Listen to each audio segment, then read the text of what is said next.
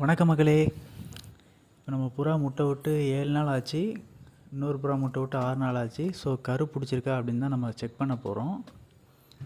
அதுக்கு என்ன பண்ணணும்னா, ஃபஸ்ட் அங்கே உள்ள லைட்டெல்லாம் நம்ம ஆஃப் பண்ணிக்கணும்.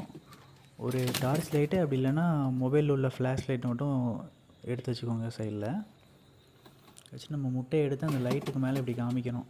இப்படி காமிச்சோன்னா உள்ளே இருக்கிறது வந்து அப்படி எக்ஸ்ரே மாதிரி நமக்கு தெரியும், உள்ளே கரு பிடிச்சிருக்கா இல்லையா அப்படின்னு. இது வந்து நம்ம முதுகருப்போட எக்கு தான். அது ஒழுங்காக அடை உட்காரல, ஸோ அது பிடிக்காதுன்னு ஃபஸ்ட்டே தெரியும். பட் லைட்டாக பிடிச்சிருக்கு.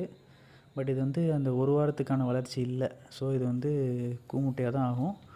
உடைக்கணும்னா நம்ம உடைச்சிடலாம், பட் நம்ம அப்படியே விட்டுடலாம். ஏன்னா லேட்டாக முட்டை விட்டால் தான் அடுத்த முட்டை கொஞ்சம் ஸ்ட்ராங்காக இருக்கும், அதுக்காண்டி. ஸோ இப்போ நம்ம சாட்டினோட எக்ஸை செக் பண்ணி பார்க்கலாம்.